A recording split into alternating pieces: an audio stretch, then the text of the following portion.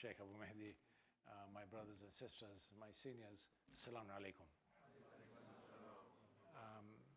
Sabah Abed, who is a friend and one of the members of the community, has kindly agreed to join us to say his own bit about the Salaam Centre. Before I start, can I just ask you to raise your hands if you have not been to the site next door? Next door is a construction site. Just raise your hands if you have not been there. Okay, so inshallah, one day if you wish to visit there, please let me know. We can do it tonight. There are floodlights there as well, or we can do it at any time that is of convenience. For those of you who may not know this project, this is the project that I dream about every single night. I'm just dreaming, when will I be able to walk through that door into that center? May Allah give us tawfiq and life to be able to do that and witness the completion of that, inshallah. It is true, last year, I do remember saying that inshallah next year we will be utilizing part of this center, but we haven't been. But I think tonight I have got a definite plan for you, and I think it is doable. The strategy has changed and I think it's doable. I want to go through the slides. For those of you who may not have seen some of the latest images, have a look at those. There are plans stuck here on the wall and on the women's side as well, and some of the plans are shown here, which I'm happy to go through later. But for now, I just want to hand over to Sabah, and let Sabah say a few words, and then I'll come back and we talk about the finances. Bismillah ar-Rahman ar-Rahim. Brother and sister, Assalamu alaikum. I just want to share with you tonight my personal experience with the Salaam Centre. Almost to this day, 2 years ago, I came to this temporary accommodation to have my iftar in Ramadan. Albeit I saw the bare wall of accommodations here at the temporary hut, but the sense of community was very, very rich and quite pleasing. And as it happens, I saw someone who was dishing out a leaflet about Salaam Centre and a standing order. I've picked up both and I've read both. And two things were going through my head. One is that I want to have a positive impact on this society by contributing and be part of this project. And the other one is I wanted to have a sadaqah jariyah, which is something that I treasure. Difa' bala, qada' wa bala. And that's what I did. So I signed the form and I went on. Following from there, due to my lovely wife and her great persistence, she encouraged me to come here on Sundays because she heard that there was a tafsir of Quran by Sheikh Bahmanpur, and he was doing over sessions every Sunday from 8 until 9. She worked hard on me and she eventually convinced me to come down here, and I did. And I was pleased that I did. The way, Barakallah fi Sheikh, the way he was doing, translating, as well as, if you like, the tadbir of the Quran, and trying to get all different tafsir from all other different sources and get them together, that have almost set a code with me on how to read and to see and to go inside of the Quran for the first time ever that I never experienced before that. That was the most peaceful moment of my time during that week. I was looking forward for every Sunday. I was not going to miss any of the Sundays. I was here on the dot before everybody comes in here, every Sunday, to listen and to hear. And the thing went on. The Sheikh goes on and explained the ayah, the surah, for 45 minutes. And he leaves, opens the floor for discussion. That interaction between the people and the Sheikh was magnificent. And it's the interaction that sets the heart talk to the brain talk to everybody else in here. That is what set a chord with me. It was most peaceful and enjoyable. One Sunday, I've met one of the trustees of the Salaam Centre. So I started quizzing him. on the progress of the work.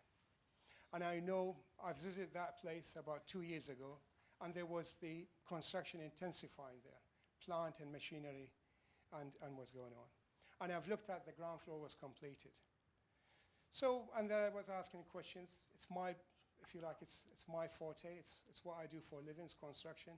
And I was encouraged. At the same time, what I had in my mind is I want to contribute. I want to be having a positive impact on the society.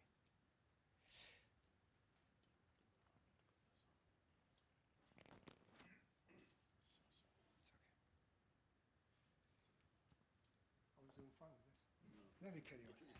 It will just save you folder. Sure.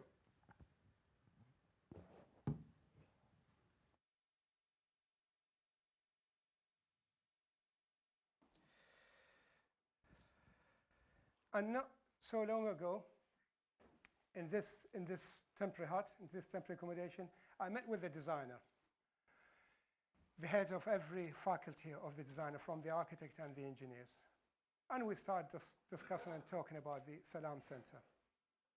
We talked about the finishes, we talked about the functions, we talked about where everything goes there. But you got to take it from me, the way that these people have gone in mind, on the way they've gone about the design in its entirety, with the community and the engagement of everybody into that centre, that was at the heart of their way of thinking. I want to talk to you right now about the Salaam Centre itself.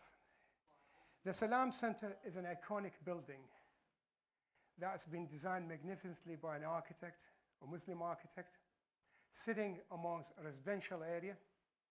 And you can see the CGI behind me, with the glazing facade wrapped around the external walls, and the different finishes on the inside of the building.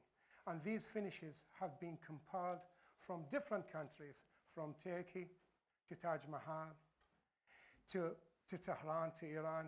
The carpets and the way it's been laid out is to bring in the synergy from every aspect of life into that, and to give the message of to welcoming to all the society, to all the people, and it isn't just for one factions of people.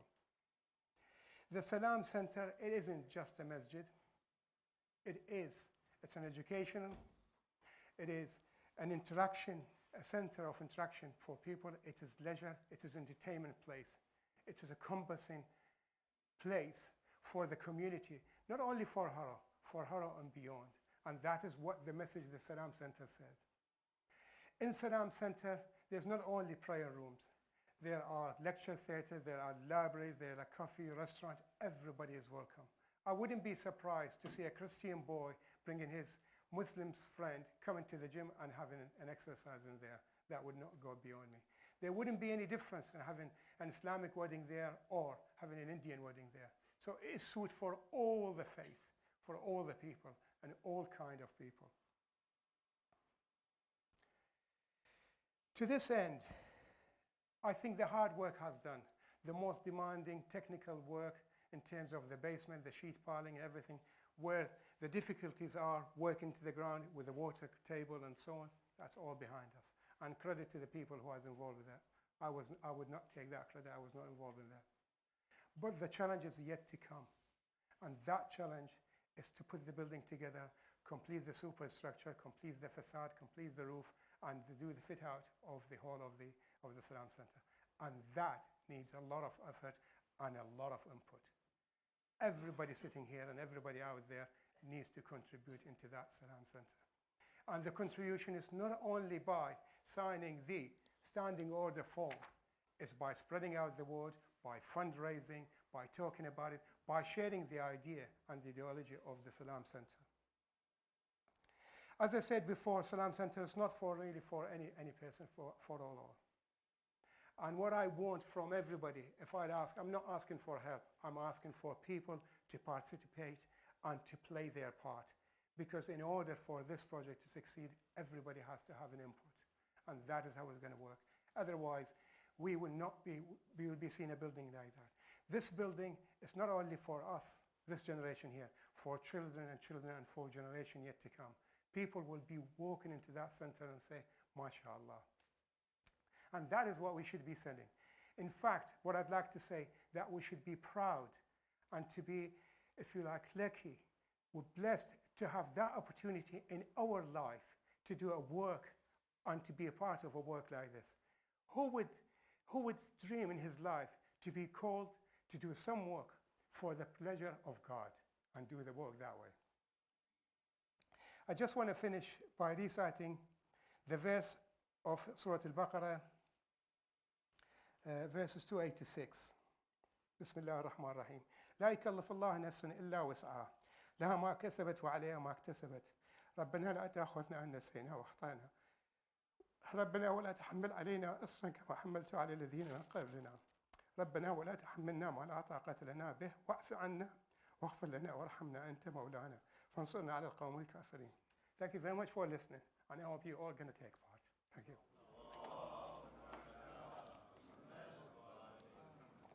I'll pass that on to you. Maghrib is at 8:51. So if I can just have the first slide on the finance side. Can you thank Sabah? Sabah is an operational director with Wilmot Dixon, a large construction company. So his input has been magnificent. And exactly what he said, if every one of us here play a role, not necessarily by contributing financially, but playing a role in the work, the enormous work that is required on the day-to-day basis in various parts of this development of this project. This is now possible. We are serious, the trustees have thought and discussed about this, and we are serious about this to complete in this timeline. But we need a lot of time. Next slide. This is where we stand now. Every year that you wait, the project cost goes up, but it is still doable. The greens have been collected and paid for. The reds have still got to be collected. But rather than waiting, all of this was done by collecting and building. Now we have decided to borrow and do this bit of work. And this next slide. Just to remind everybody that the building will be financially self-sustaining once done. In other words, there will be sufficient income generations to cover the cost. And the last slide. So this is what the strategy is. We have sufficient standing orders and income today to go out and borrow £5 million and pay back every month. And and we are in the process of borrowing the 5 million. And inshallah we will and start the work. But we need to be able to pay back the loan as well over a longer period of time. So the strategy now is quite clear. We want to just increase our standing orders. Our standing orders stand at £17,000 a month. Thank you very much for everybody sitting here.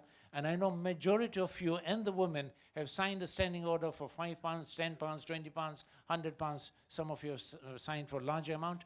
All I want to ask you to do is see if you can increase it or see if you can ask those who have not signed it to sign the standing order. Let's reach 3 times that, and we are all the way through there, inshallah. Thank you very much. Salaam alaikum.